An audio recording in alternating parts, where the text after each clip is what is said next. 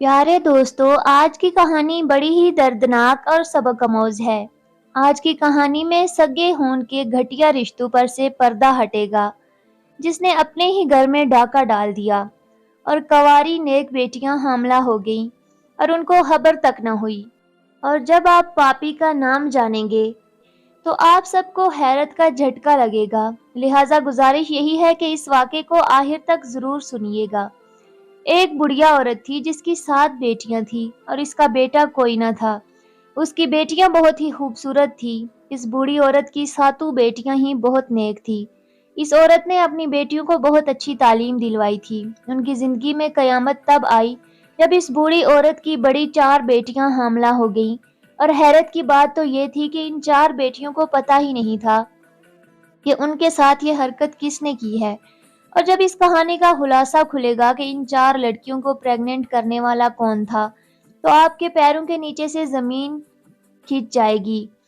एक बादशाह का दरबार लगा हुआ था और बादशाह अपने दरबार में बैठा सभी फरियादियों की फरियाद सुन रहा था। इन्हीं लोगों के बीच एक बूढ़ी औरत रोती हुई आई, जिसके चेहरे पर उदासी छाई हुई थी। बादशाह बूढ़ी औरत के चेहरे की तरफ देखकर कहने लगा कि ए अम्मा, आपको क्या परेशानी है? इस बूढ़ी औरत ने दरबार में चारों तरफ देखा तो खामोश हो गई। वजीर गुस्से से बोला, ए अम्मा, आप बताएं आपकी परेशानी क्या है? आप इधर उधर क्या देख रही हैं?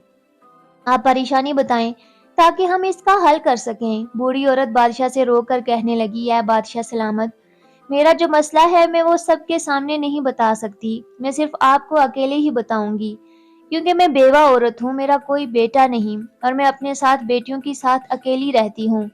अगर मैं अपनी परेशानी सबके सामने आपको बताती हूँ, तो मुझे डर है कि मेरी बेटियों को कल कोई मसला न हो जाए, कोई आधी रात को मेरे घर न घुस जाए। इसलिए मैं आपको अपनी परेशानी अकेली में बताना चाहती हूँ। वो बादशाह काफी परेशान होकर सोचने लगा कि यहाँ इतने बड़े बड़े मसले लेकर लोग आते हैं, और उन्होंने सबके सामने बताया।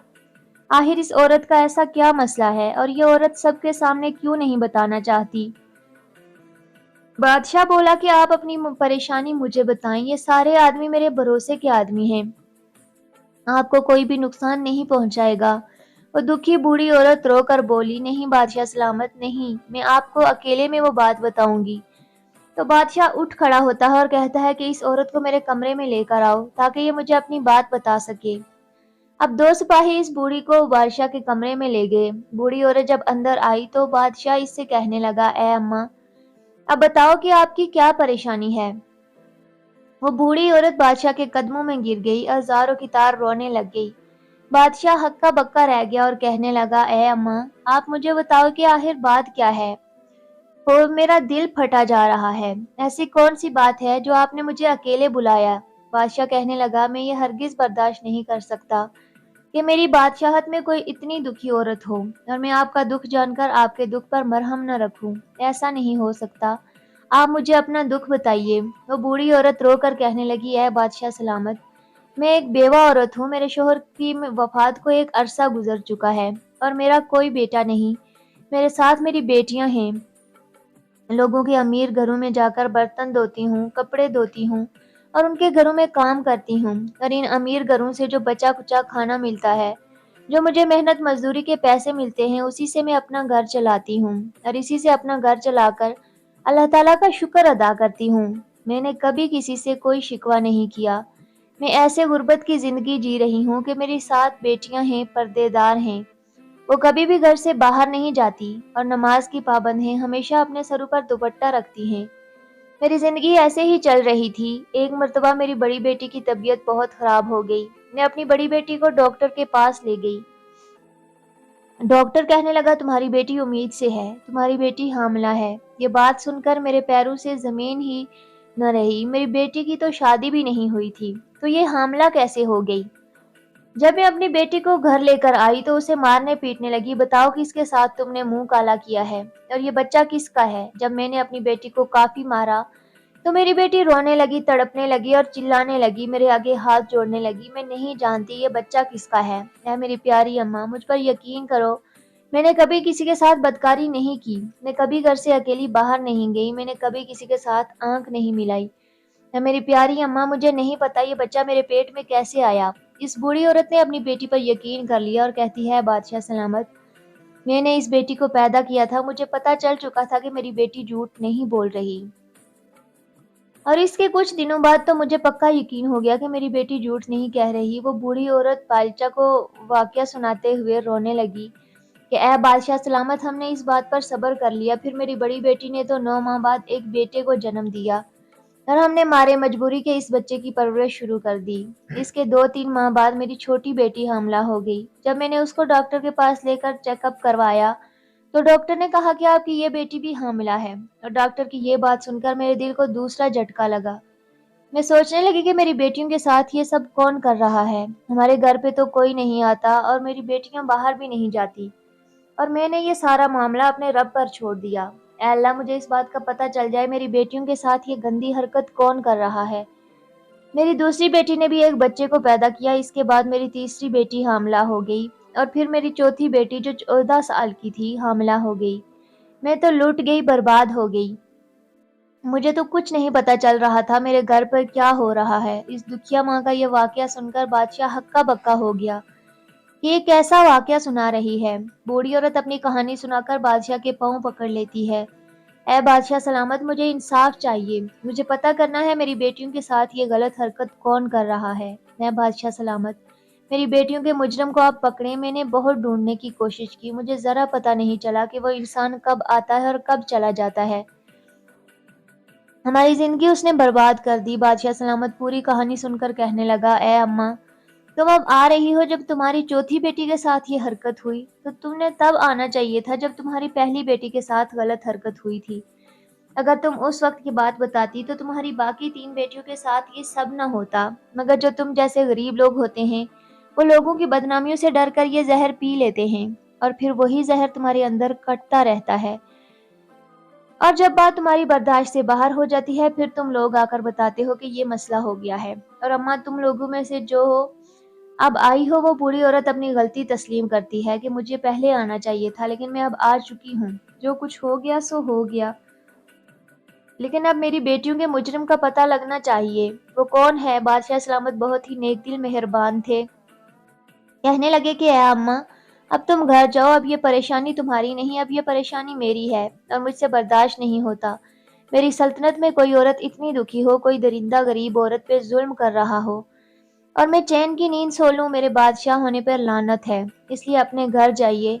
अब आपकी परेशानी मेरी परेशानी है। वो बुढ़िया औरत वहां से खामोशी से अपनी चादर लपेटे हुए वहां से बाहर आ गई और अपने घर चली गई। अब बादशाह सलामत वहां से निकलकर वापस आकर बैठ गए और बाकी तमाम लोगों के मसाइल सुनने लगे।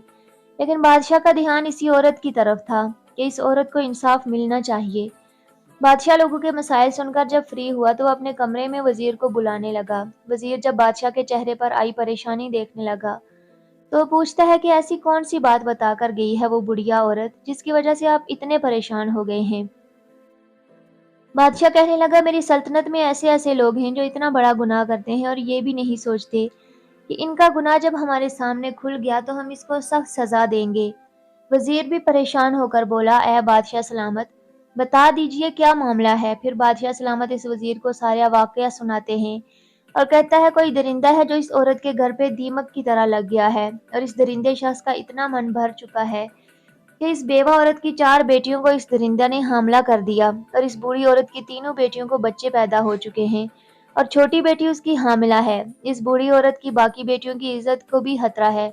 हमें पता लगाना होगा कि इस बूढ़ी औरत के घर कौन आता है, किस वक्त आता है। इसके बाद बादशाह सलामत और वजीर सोचने लगे। वजीर कहने लगा, बादशाह सलामत, मेरे दिमाग में एक तरकीब आई है। बादशाह कहने लगा कि जल्दी बताओ कौन सी।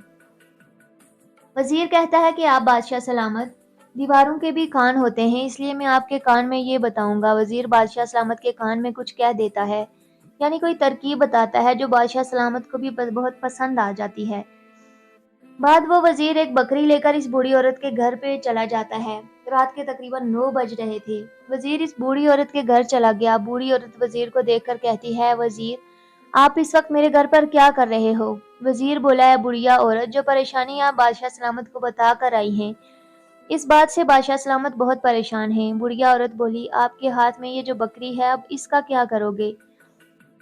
वजीर बोला, आप मुझे अपने घर के अंदर आने दे जाए اس کے بعد میں آپ کو بتاؤں گا میں نے کیا کرنا ہے۔ اندر داخل ہونے کے بعد وزیر بوڑھی عورت سے کہنے لگا، آج ہم اس بکری کا چارہ بنا کر اس درندے کو کھلائیں گے، بس تم لوگوں کو کچھ بھی مت بولنا اور چپ کر کے دیکھتی رہنا وہ درندہ کیسا پکڑا جائے گا۔ اس لیے آپ تمام لوگ آرام سے سو جائیے، اگر ہمارا یہ کام کامیاب ہو گیا تو پتہ چل جائے گا کہ وہ درندہ کون ہے۔ اس کے بعد وزیر اس بکری کو لے کر گھر کی چھت پہ چلا گیا اور گھر کی چھت پہ اس بکری کو باندھ دیا اور پھر چھپ کے اس گھر کے باہر چلا جاتا ہے، اور وزیر جاتے ہوئے اس بوڑھی عورت اور اس کی بیٹیوں سے کہنے لگا کہ آپ لوگ آرام سے سو جائیے گا، یہ بات مت سوچیے گا کہ آپ لوگوں کو کسی طرح بھی کوئی نقصان پہنچائے گا۔ اور وزیر دوست بھائیوں کو بول دیتا ہے کہ اس بوڑھی عورت کے گھر کے آس پاس پہرا لگاؤ۔ وزیر بوڑھی عورت اور ان لڑکیوں کو تمام بات سمجھا دیتا ہے، تمہارے گھر میں ایسے کوئی بھی آواز نہیں ہونی چاہیے جس سے پتہ چل جائے کہ ہم نے جال بچھایا ہوا ہے۔ اس کے بعد وزیر بادشاہ کے پاس محل میں چلا جاتا ہے۔ بادشاہ اس بات کو لے کر کافی پریشان تھا۔ بادشاہ وزیر سے کہنے لگا ہے، وزیر تم نے اس بکری کو ویسے ہی پہنچا دیا جیسے ہم چاہتے تھے؟ تو وزیر بولا، جی ہاں بادشاہ سلامت، میں نے اس بکری کو وہیں پر باندھ دیا اور اپنے مقصد کے مطابق سارا کام کر آیا ہوں۔ وزیر کہنے لگا ہے، بادشاہ سلامت آپ بھی سو جائیے۔ بادشاہ کہنے لگا، میں کیسے سو سکتا ہوں؟ وہ مظلوم عورتیں ہیں، ان پر ظلم ہو رہا ہے، مجھے ایسے میں نیند نہیں آئے گی تب تک میں اس ظالم شخص کو پکڑ کے اس کو سزا نہ دے دوں۔ بہرحال جب آدھی رات کا وقت آیا تو اس بوڑھی عورت کے گھر کے آس پاس ایک سایہ لہراتا ہوا نظر آیا۔ وہ شخص گھر کی چھت پر آ کر اور چھت میں سے وہ صحن میں آ جاتا ہے۔ بکری نے چھت پر جب کسی شخص کو دیکھا تو بکری ایک دم سے چلانے لگی۔ اس وقت آدھی رات کا وقت ہو چکا تھا، ہر وقت سناٹا چھایا ہوا تھا اور آدھی رات کو بکری کی آواز دور دور تک گونج رہی تھی۔ جو سپاہی چھپ کر پہرا دے رہے تھے، وہ جو بکری کی آواز سنائی دی تو ان لوگوں کو پتہ چل گیا کہ گھر میں کوئی داخل ہو چکا ہے، اور مقصد یہی تھا اس بکری کو چھت پر باندھنے کا۔ اس گھر میں جو کوئی شخص بھی آئے گا، بکری اس کو دیکھے گی اور بولنے لگے گی۔ بکری کی آواز سن کر سپاہی چوکنے ہو جائیں گے۔ اب جب وہ شخص گھر کے کمرے میں آیا تو سپاہیوں کو بھی پتہ چل گیا بکری کے بولنے سے، اور باقی ان بڑھیا عورت اور اس کی بیٹیوں کو بھی پتہ چل گیا بکری بول رہی ہے، اس کا مطلب گھر میں کوئی گھس آیا ہے۔ وہ بھی چوکنی ہو جاتی ہیں۔ بکری کی آواز سن کر سپاہیوں کو بھی پتہ چل جاتا ہے۔ سپاہی اندر داخل ہو گئے۔ جب آنے والے شخص نے گھر میں سب کو جاگتے ہوئے دیکھا تو وہ پیچھے کی طرف بھاگنے لگ گیا، لیکن پیچھے سے دو سپاہی آئے اور آدمی کو پکڑ کر لے گئے۔ اس آدمی نے اپنے چہرے پر کالا کپڑا لپیٹا ہوا تھا تاکہ اس آدمی کو کوئی پہچان نہ سکے۔ جب ان سپاہیوں نے آدمی کے چہرے سے کپڑا ہٹایا تو وہ بوڑھی عورت اور اس کی بیٹیاں حیرانگی کے ساتھ اسے دیکھنے لگ گئیں۔ انہیں یقین نہیں آ رہا تھا کہ یہ آدمی ہمارے ساتھ ایسا کرے گا۔ اس کے بعد وہ سپاہی اس بوڑھی عورت کو کہتا ہے کہ اب آپ بے فکر ہو کر سو جائیں، آپ کا مجرم پکڑا گیا، اس مجرم کو بادشاہ کے محل میں لے جائیں گے۔ بادشاہ جانے اور یہ مجرم جانے، اور کل صبح ہی اس کا برا انجام ہوگا۔ آپ بھی اپنی بیٹیوں کو لے کر صبح محل پہنچ جانا۔ بادشاہ کا دربار لگا ہوا تھا اور بڑھیا اپنی بیٹیوں کو لے کر پہنچ چکی تھی، اور وہ آدمی گھٹنے ٹیک کر بادشاہ کے سامنے بیٹھا ہوا تھا۔ اس آدمی کے ہاتھ کو ہاتھ کڑیاں لگی ہوئی تھی۔ اس وقت اس آدمی کا چہرہ ڈھانپا گیا تھا۔ بادشاہ سلامت کے پاس وہ بوڑھی عورت اور اس کی باقی 7 بیٹیاں آ گئیں۔ بادشاہ سلامت باقی تمام لوگوں کو باہر بھیج دیتے ہیں۔ اب صرف بادشاہ سلامت، وہ مجرم اور وزیر اور بوڑھی عورت اور اس کی 7 بیٹیاں وہاں پر موجود تھی۔ بادشاہ سلامت اس شخص سے کہنے لگا، کیوں بھائی، اب اتنا تو بتا دے، تجھے میرا خوف نہیں آیا تھا؟ جب یہ تمہارا جرم پکڑا جائے گا تو تمہاری سزا موت سے کم نہیں ہوگی۔ بادشاہ سلامت ان سپاہیوں سے کہتا ہے کہ اس آدمی کے چہرے سے نقاب ہٹایا جائے تاکہ میں بھی دیکھوں میری سلطنت میں اتنی ہمت کس کی ہو گئی جو اس مجبور بوڑھی اور عورت کی 4 بیٹیوں کو حاملہ کر گیا۔ جب اس کے چہرے سے نقاب ہٹایا گیا تو وہ بوڑھی عورت قریب آ کر اس کے منہ پر تھوکتی ہے اور کہتی ہے کہ اے درندہ انسان، تجھے شرم نہیں آئی؟ میری بیٹیاں تیری بیٹیوں کی جیسی ہیں، یہ تیری سگی بتیجیاں ہیں، ان کے ساتھ تم نے ایسی گندی حرکتیں کی۔ جو چچا ہوتا ہے وہ تو باپ کی طرح ہوتا ہے، تجھے شرم نہیں آئی؟ کوئی سگی بتیجیوں کے ساتھ ایسا کرتا ہے؟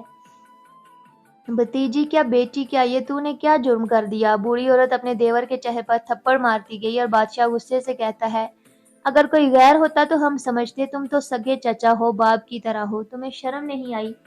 تمہیں غیرت نہیں آئی؟ ارے چچا کیا باپ کیا، ان کا باپ اس دنیا میں نہیں ہے، اور چچا کی ذمہ داری تھی کہ وہ اپنی بتیجیوں کا خیال کرتا، ان کے رشتوں کی فکر کرتا، اور تم چچا نہیں ڈاکو بن گئے۔ اس کے بعد بھی وہ شخص کہنے لگا ہے، بادشاہ سلامت میں ان 4 لڑکیوں کا چچا ہوں، یہ ہمارے گھر کا معاملہ ہے، آپ ہمارے گھر کے معاملے سے دور رہیں۔ بادشاہ سلامت اپنی تلوار نکال کر اس کے سر کے اوپر رکھ دیتا ہے اور کہتا ہے، سچ سچ بتا، تو نے ایسا کیوں کیا؟ اس شخص کے چہرے پر خوف آ گیا اور وہ بتانے لگا، اے بادشاہ سلامت، ہم 2 بھائی تھے، میرا بھائی مجھ سے بڑا تھا، میرے بھائی کی تو شادی ہو گئی، اس وقت میری شادی نہیں ہوئی تھی۔ میرا بڑا بھائی مجھ سے بہت محبت کرتا تھا، میری بہت فکر کرتا تھا کیونکہ میں اس کا چھوٹا بھائی تھا، لیکن جب میرے بڑے بھائی کی شادی ہوئی، اس کی بیٹیاں ہوئی، اس کے سر پہ تمام ذمہ داری پڑی، تو میرے بھائی کا دھیان مجھ سے کم ہوا، اپنے گھر والوں پر زیادہ ہو گیا، اور تب میرے بھائی کا دھیان مجھ سے ہٹنے لگا، اب وہ سارا دھیان اپنی بیوی اور اپنی بیٹیوں پر دیتا تھا۔